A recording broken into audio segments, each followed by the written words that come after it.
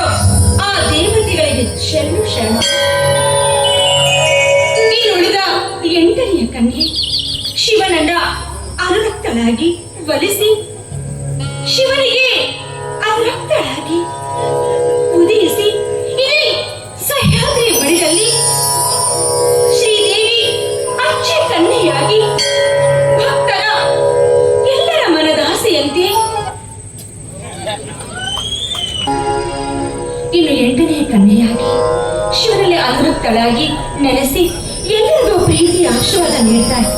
ಎಲ್ಲರನ್ನೂ ಒಳ್ಳೆಯದಾಗಿ ಇಲ್ಲಿ ನೆಲೆಸಿರುವನಿಗೆ ಹೃತ್ಪೂರ್ವಕ ಅಭಿನಂದನೆಗಳು ತಾಯಿ.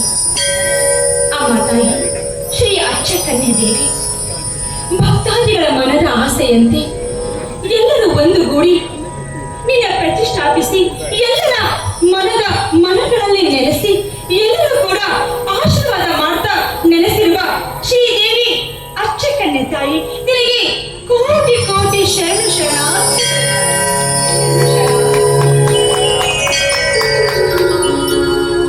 ಇನ್ನು ಈ ಅಮದಳಿಯ ಪುಣ್ಯಕ್ಷೇತ್ರದಲ್ಲಿ ಮಾದರಿಯಾಗಿ ನಮ್ಮೆಲ್ಲ ಭಕ್ತಾದಿಗಳು ಕೂಡ ಕಷ್ಟ ಕಾರ್ಪಣ್ಯಗಳಿಗೆ ಒಲಿದು ನಮ್ಮೆಲ್ಲರ ಕಷ್ಟಗಳನ್ನ ಹೋಗಲಾಡಿಸಿ ನಮಗೆ ರಕ್ಷಿಸುವ ಭಾರ ನಿನ್ನನ್ನೇ ಕೂಡಿದೆ ಅಮ್ಮ. ಹಾಗೆ ನಮ್ಮ ಹೊಲದ ಪಕ್ಕದಲ್ಲಿ ಇವತ್ತು ನಾಗರ ಪ್ರತಿಷ್ಠೆ ಆಗಿರುವ ನಾಗರ ಪಂಚಮಿಯ ಇವತ್ತು ಪೂಜೆ ಮಾಡಬೇಕು ಅಂತ ನಾನು ಭಕ್ತಿಯಿಂದ ನಮ್ಮ ಹೊಲಕ್ಕೇನು ಬಂದೆ ನಿಜ. ಅದೇ ಭಕ್ತಿಯಿಂದ ಪೂಜೆ ಪುನಸ್ಕಾರ ಮಾಡಿ ಆ ನಾಗದೇವಿಯನ್ನ ನಾವು ಸಂತೋಷ ಸದಾಕಾಲ ಯಾವಾಗಲೂ ಹೀಗೆ ಇರಲಿ ಅಂತ ಭಕ್ತಿಯಿಂದ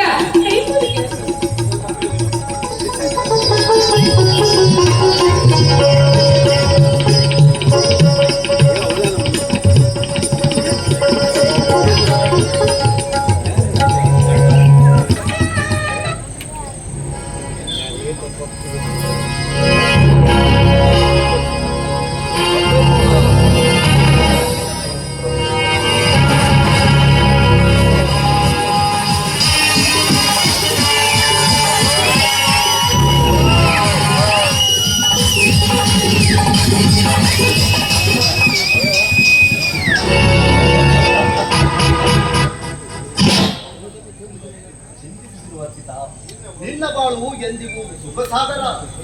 ಏನು ಯಾವವರ ಮಾತ್ರದಲ್ಲಿ ಬಗೆಹರಿಸಿಕೊಳ್ಳುತ್ತಾನೆ. ಈಗಾಗಲೇ ನಾನು ನಿಶ್ಚಿತ ಪ್ರಕಾರ ಬರಬೇಡಿಯಾಗಿದೆ. ಇನ್ನು ನಿನ್ನ ವರದ ಅಪೇಕ್ಷೆ ನನಗೇನು ಬೇಡ. ಹೇಳು, ನೀನು ಬಂದ ಉದ್ದೇಶ ಏನು ಅಂತ ಹೇಳು. ಇವತ್ತು ನಾರಿ ಬಡೆಯವರಿಗೆ ವಿಶೇಷವಾದ ದಿನವಾಗಿದ್ದರಿಂದ ನಿನಗೆ ಹೊಲದತ್ತ ಬಂದಾಗ ನನ್ನ ಕಣ್ಣಿಗೆ ನೀನು ಬಿದ್ದೆ. ಅದಕ್ಕಾಗಿ ನಿನ್ನ ಹತ್ರ ಬಂದೆ. ಪೂಜೆಯ ಪ್ರಸಾದ ಕೊಡಲಾರೆಯ. ಪೂಜೆಯ ವೇಳೆ ಯಾರೇ ಬಂದರೂ ಕೂಡ ಪ್ರಸಾದ ಕೊಡುವುದು ಈ ನಾರಿಯರ ಧರ್ಮ ಹಾಗೂ ನನ್ನ ಕರ್ತವ್ಯ. ತೆಗೆದುಕೋ ಪ್ರಸಾದ.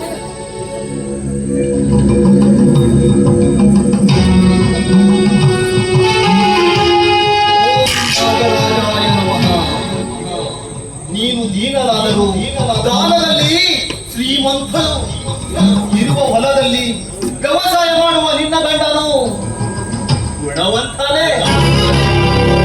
ಹೌದು, ಗುಣವಂತ ಅಂತಾನೆ ನಾನವರನ್ನ ಕೈ ಹಿಡಿದು ಸತ್ಯ ಧರ್ಮ ಕಷ್ಟ ಸುಖದಲ್ಲಿ ಪಾಲುದಾರರಾಗಿ ಅವರ ಸೇವೆ ಮಾಡ್ತಾ ಹೊಂದಬೇಕು ಅಂತ ಆಸೆ ಪಡ್ತಾ ಇದ್ದೀನಿ. ಹೌದು, ಈಗ ಹೇಳು, ನನ್ನ ಗಂಡನಿಂದ ನಿನಗೇನಾಗಬೇಕಾಗಿದೆ? ನನಗೆ ಆಗಬೇಕಾಗಿಲ್ಲ. ನಿಮ್ಮ ಮಾವ ನನ್ನಪ್ಪನಿಗೆ ದ್ರೋಹ ಮಾಡಿ ಹೊಲದಲ್ಲಿ ಮೋಸ ಮಾಡಿಬಿಟ್ಟ. ಈಗ ಪ್ರಕರಣ ಕೋರ್ಟಿನಲ್ಲಿ ನಡೀತಾನೇ ಇದೆ. ನೀನಾದರೂ ನಿನ್ನ ಗಂಡನಿಗೆ ಬುದ್ಧಿ ಹೇಳಿ ಆ ಹೊಲವನ್ನು ನನಗೆ ಭಿಕ್ಷು ನೋಡ್ತಾಳುದ್ರ ನನ್ನ ವೈಯಕ್ತಿಕ ವಿಷಯದಲ್ಲಿ ಭಾಗವಹಿಸುವಷ್ಟು ದೊಡ್ಡವಳು ನಾನಲ್ಲ. ನೋಡು, ಆ ಕೇಸ ಕೋರ್ಟಲ್ಲಿರುವಾಗ ಅದು ಯಾರಿಗೆ ಸೇರ್ಬೇಕಾಗಿ ಸೇರೇ ಸೇರುತ್ತೆ.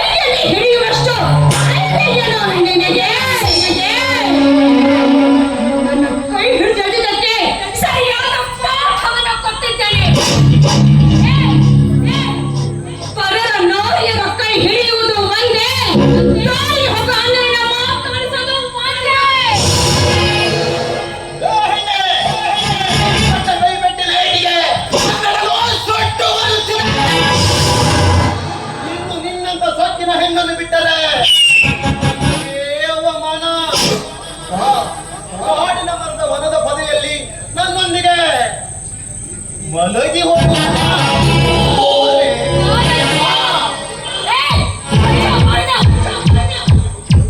ಮನೆಗೆ ಹೋಗೋದಕ್ಕೆ ನಾನೇನು ದಾರಿ ಬಿಟ್ಟ ಜಾರನೆ ನಿಮ್ಮಂಥ ಕಾಡು ಕೊಡುವ ಕಾಮುಕರ ಕಾಲ ಕರ್ಮವನ್ನ ಹೆಚ್ಚೆಚ್ಚಾಗಿ ಧ್ವಂಸ ಮಾಡುವ ಮಾಡಿ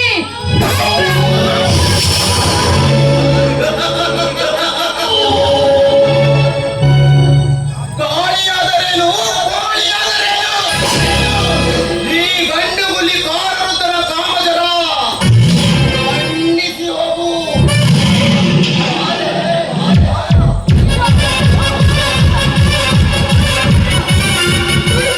ಹುಡುಕಿದ್ರೆ ಕಾದಿತು ಆ ದುಶ್ಯಾಸನ ಪರಿಸ್ಥಿತಿ ನಿನಗೂ ಬಂದಿತ್ತು ಮಗನೇ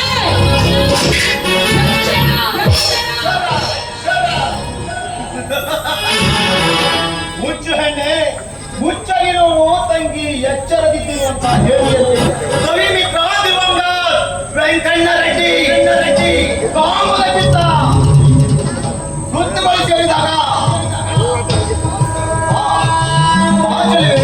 ನಿನ್ನ ನೀಲಾಂಬೆಗೆ ನೆರೆಗೆ ನನ್ನ ಮನ ಸೆಳೆಯುತ್ತಿದೆ. ಬಾರೆ.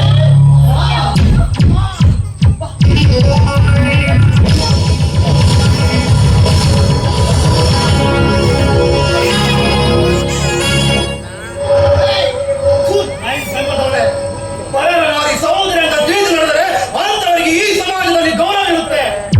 ಆ ಗೌರವವನ್ನು ಮರೆತು ಈ ರೀತಿ ಮರಕೋತಿ ಮಾಡಿದ್ರೆ ಇಂಥವರ ಶವಕ್ಕೆ ಏಳಿ ಮಾಡಬೇಕಾಗುತ್ತೆ. ಏಳಿ ಸತ್ತಾಗ ಮಾತ್ರ ಏಳಿ ಕಟ್ಟುತ್ತಾರೆ. ನಾನಿನ್ನು ಸತ್ತೇ ಇಲ್ಲ. ಲೇ ಸತ್ಯ! ಕಾಲ ಹರಳು ಮಾಡುವ ಈ ಕಾಲರುದ್ರನ ಗಡ್ಡ ಉಳಿಸುವುದು ಒಂದೇ, ಮೊದಲಿನಿಂದ ಕಟ್ಟಿಗೆ ಎಳೆಯುವುದು ಒಂದೇ. ಸ್ವಲ್ಪ ರಿಸ್ಪೆಕ್ಟ್ ಕೊಡೋದನ್ನ ರೆಸ್ಪೆಕ್ಟ್ ಅದು ನಿನ್ನಂತವರಿಗೆ ನಿನ್ನ ಚೂರಿ ನಮ್ಮ ತಾತರ ಹೊಲ ಗಮನಿಸಲು ಅವಳಿಸ್ತಿರೋ ನಿನ್ನಂತ ಅಲ್ಕಂಡ ಮಕ್ಕಳಿಗೆ ರಿಸ್ಪೆಕ್ಟ್ ಕೊಡೋದಕ್ಕಿಂತ ಬೀದಿಯಲ್ಲಿರೋ ನಾಯಿಗೆ ಕರೆದು ಒಂದು ತುತ್ತು ಅನ್ನ ಹಾಕೋದ್ರಲ್ಲಿ ಅದಕ್ಕೊಂದು ನಿಯತ್ತಿರುತ್ತೆ. ಸತ್ಯರಾಜ್ ಮಾತು ಮೀರಿ ಮಾತಾಡಬೇಡ. ಅವತ್ತು ಅಣ್ಣನ ಮಾತಿನಂತೆ ಇವತ್ತು ತಮ್ಮನ ಮಾತು ಅಷ್ಟೇ ಪೂರವಾಗಿದೆ. ನಿಲ್ಲಿಸ್ಬಿಡ್ತೇನೆ. ನಿಲ್ಲಿಸಲು ನಾವೇನು ಹೇಳಿಯೋ ನಿನ್ನಂತರು ಮಾಡುವ ಅನ್ಯಾಯದಿಂದ ತೊರೆಯುತ್ತಿದ್ದಾರೆ. ನಾನು ಕೂಡ ಒಬ್ಬ ಸಾಮಾನ್ಯ ರೋಗಿಯಾಗಿದ್ದೇನೆ. ಈ ಸತ್ಯದಿಂದ ನಡೆದವರಿಗೆ ಸತ್ತರಿಸಿ ಸನ್ಮಾನ ಮಾಡ್ತಾರೆ. ಏನಾದರೂ ಕಾಲು ಕೆದರಿ ಅಡ್ಡ ದಾರಿ ಹಿಡಿದ್ರೆ ಅವರನ್ನ ನಡುದಾರಿಯಲ್ಲಿ ಸಂಹರಿಸಿ ಬಾವಿ ಕಟ್ತಾರೆ. ಆಯ್ತಾ ರಾತಂತ ಹೋಗ್ಲಿ ಬಿಟ್ಬಿಡು. ಇವನಿಗೆ ಸರಿಯಾಗಿ ನೀತಿ ಪಾಠವನ್ನು ಕಲಿಸಿದ್ಯಲ್ಲ, ಇನ್ನು ಮುಂದೆ ನೀತಿ ಪಾಠ ಕಲ್ತ್ಕೊಂಡು ಒಳ್ಳೆಯದಾಗಿ ಬದುಕಿ ಬಾಳ್ತಾನೆ. ಸರಿ, ಸಮಯ ಆಯ್ತು, ನಾನು ಹೋಗೋಣ. ನಡೆ ಹಾಗಿದ್ರೆ. ಆನಂದ, ಇವತ್ತು ನೀನು ಬೆಳಿಗ್ಗೆ ಯಾರ ಮುಖ ನೋಡದೆ ಬಂದಿದ್ರಿಂದ ಬಚಾವಾದೆ. ಒಂದು ವೇಳೆ ನನ್ನ ಅತ್ತಿಗೆ ಮೇಲೆ ಒಂದೇ ಒಂದು ರಕ್ತ ಸಟ್ಟು ಕಡೆ ಕಂಡಿದ್ರು ಮಗನೇ ನಿನ್ನ ಮುಂಡ ಕತ್ತರಿಸಿ ಇವತ್ತು ನಿನ್ನ ಟೈಮ್ ಚೆನ್ನಾಗಿತ್ತು. ಬಚಾವಾದೆ.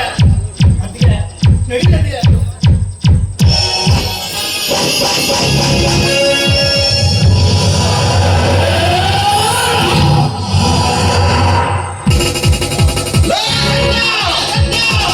ನನ್ನ ಪಿತ್ತವನ್ನೇ ಎತ್ತಿಗೆ ಹೋಗಿಬಿಟ್ಟೆ ನೀನು. ನಿನ್ನನ್ನ ಬಿಡಲ್ಲ ಕಣೋ, ಬಿಡಲ್ಲ. ನೀನು ಅಷ್ಟೇ, ನಿನ್ನ ಅಣ್ಣನೂ ಅಷ್ಟೇ. ನಮ್ಮನ ಕಾಲದಲ್ಲಿ ನಶಿಸಿ ಹೋಗ್ತೀರಾ. ಅತ್ತಿಗೆ ಬಗ್ಗೆ ಒತ್ತಿ ಮಾತನಾಡುವ ಸತ್ಯರಾಜ್.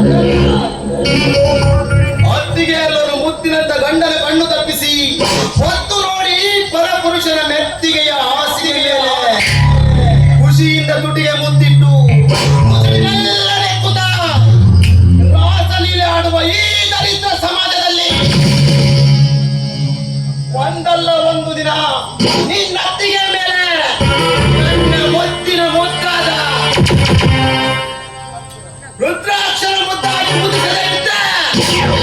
ಮುಂಗೋಪಿ